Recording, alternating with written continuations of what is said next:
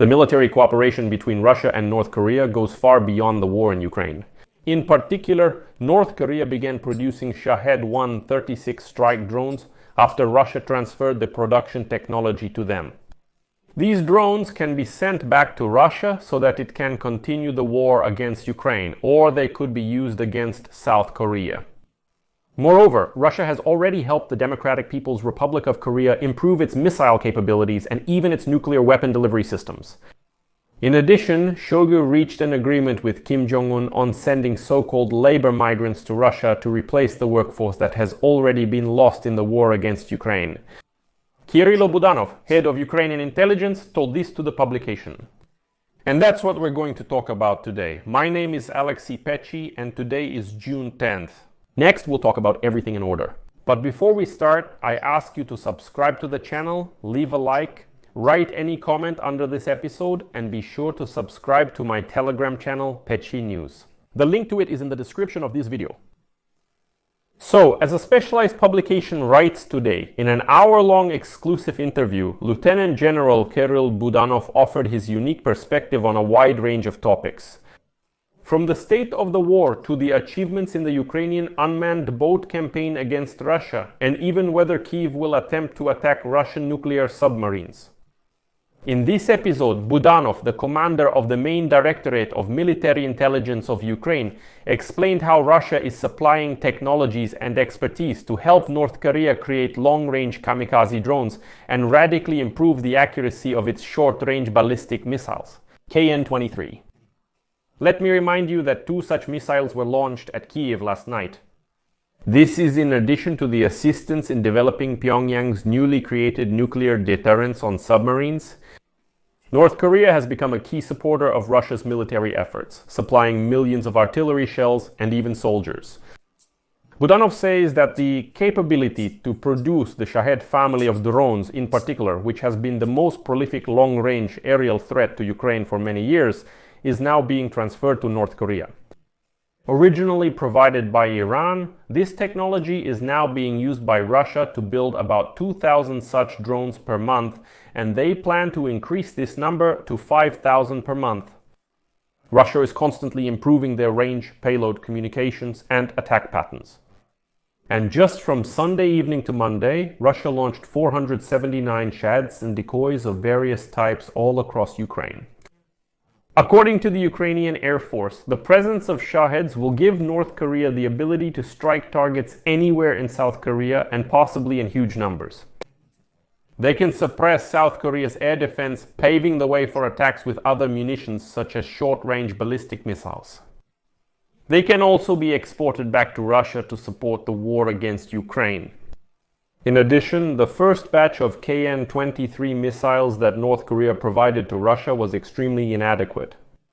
According to a report by Ukrainian intelligence, about half of the North Korean missiles, also known as Hwasong-11, not only deviated from their trajectory but also exploded in the air.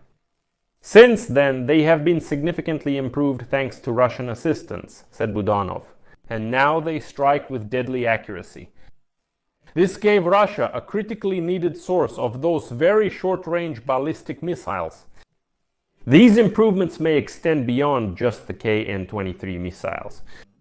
Well, although Budanov did not specify exactly what was changed, this will likely enhance the capabilities of many other ballistic missiles, expanding the threat beyond the Korean peninsula. Budanov believes Russian aid to North Korea will shift the balance of power on the Korean peninsula. Well, putting the background aside, next Varzun presents questions and answers from the interview with Kirill Budanov. From here on, it will be in a question and answer format. Question: what are the latest events related to North Korea and its assistance to Russia? Budanov: there are agreements to begin establishing facilities on the territory of North Korea for the production of drones of the Harpy and Jeren types. This refers to the Russian version of the Iranian Shahed drones. This will definitely change the military balance in the region between North and South Korea. How many of these drones can Russia develop, and will North Korea help develop them? Budanov: they simply agreed to begin organizing this production in North Korea. And what else will Russia give North Korea in exchange for the supply of troops and weapons? We're likely discussing the transfer of technology, but what specific kind of technology is being referred to? One example is drone manufacturing technology. Another is a technological solution. I've already told you about the KN-23 ballistic missiles. Initially, when Russia first received them, they would fly off target by several kilometers, but now they hit the target accurately. This is the result of joint work by Russian and North Korean specialists. There is also ongoing modernization of aviation strike systems, long-range air-to-air missiles, certain technologies on submarines, and unfortunately ballistic missiles, which are carriers of nuclear warheads. Question: so, is Russia also helping North Korea to improve its nuclear weapon system? Budanov: let's say they had huge problems with the carriers of these missiles and with launching them from their naval component, and the Russians helped them with this. And a perfect demonstration of this for all of us is, as I already mentioned, the famous KM-23 ballistic missile. The KM-23 missile, which was delivered to the North Koreans at the very beginning, is now a completely different missile in terms of its technical characteristics. The accuracy has increased significantly. What are the latest updates on North Korean troops, weapons, and equipment supplied to Russia, and what is Russia giving in return? How many North Korean troops are in Russia, and is any new equipment being sent there? Budanov: the range of weapons supplied by North Korea to Russia is quite broad.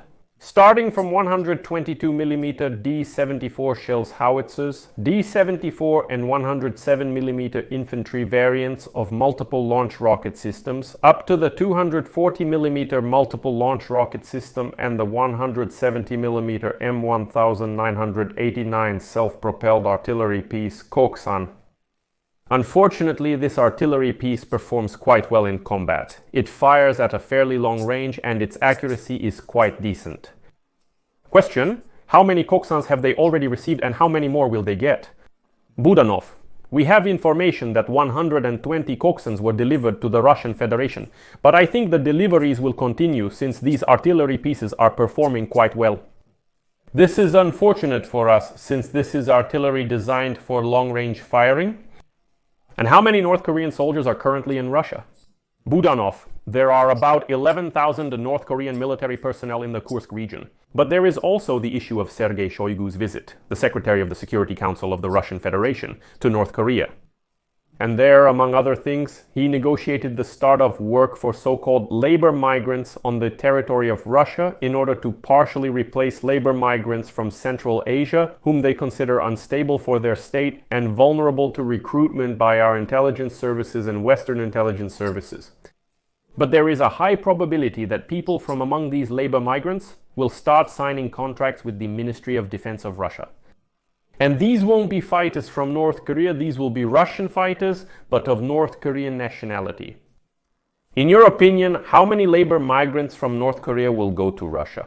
Budanov answers: this agreement has just happened, so we are working on the specific numbers. We would like to answer this question, but we need to confirm the exact number that will come to Russia. Budanov will announce it later. As you can see, he is here, but unfortunately only speaking in general terms. But still, it indicates that Russia continues to modernize North Korea in terms of military technologies, helping them to develop and improve ballistic missiles. Russia helped North Korea modernize the submarine component of its nuclear arsenal. Now the North Koreans can launch ballistic missiles with nuclear warheads from submarines. And now, in addition, they are moving drone production there, and now some of these drones might return to Russia, while others can now threaten South Korea. Moreover, as the experience of Russia's war against Ukraine shows, it's possible to launch a huge number of these drones at South Korea. The air defense will simply be overwhelmed trying to repel this attack, and after that, missiles can be launched. Therefore, the risk of escalation on the Korean peninsula is increasing, and it is simply unacceptable for the Western community to turn a blind eye to this anymore.